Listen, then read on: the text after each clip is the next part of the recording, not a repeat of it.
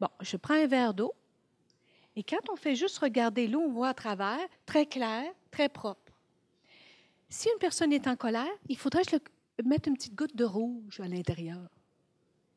Et là, tout ce que vous voyez à travers ça est rouge. La façon dont tu regardes l'autre, la façon dont tu regardes les options, les solutions, de le tuer. Donc, plus vous êtes en colère, plus vous êtes rouge, ben plus c'est le temps de se taire. Plus c'est le temps d'éviter de prendre des décisions. Plus c'est le temps d'éviter de partager quoi que ce soit. Donc, on va voir ensemble ces différentes étapes hiérarchiques. La première étape, on va l'appeler le cessez-le-feu. OK? Le cessez-le-feu. Let me see.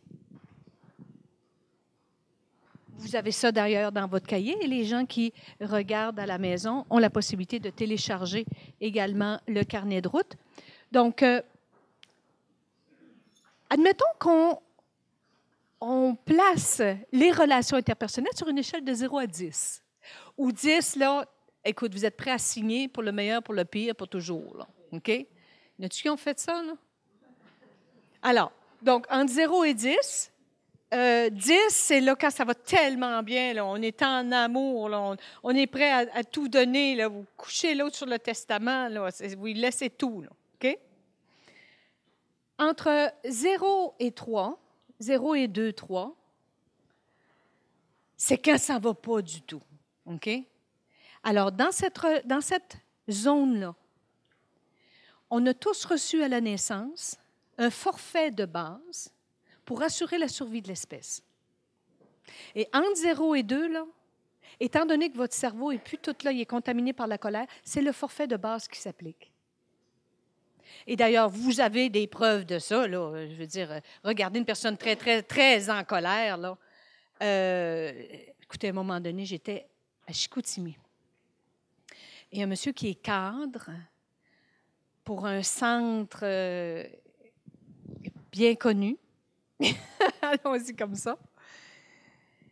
Il y avait une réunion, une espèce de petit shopping mall, là, centre d'achat, là, et il y avait une réunion dans une salle en haut.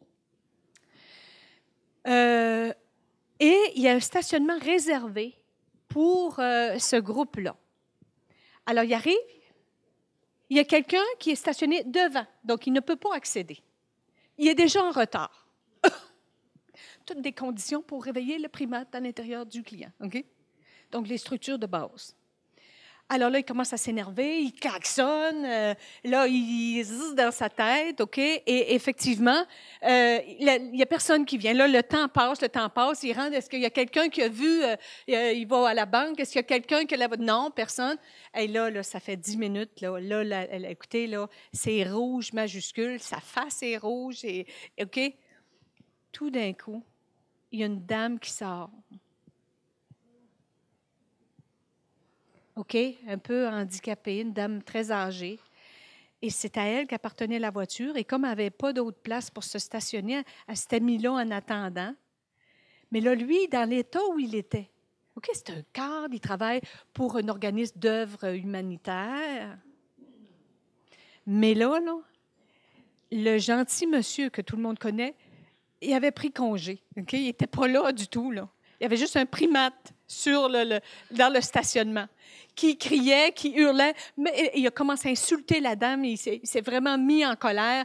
La dame, je vous le jure, a fait une faiblesse et est tombée par terre.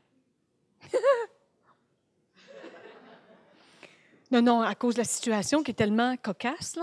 Là, appelle l'ambulance, puis là, elle disait à tout le monde que c'était lui qui s'était mis à crier après elle. Puis c'était ça qui avait fait qu'elle avait eu une faiblesse. Écoutez, il a complètement ruiné sa réputation.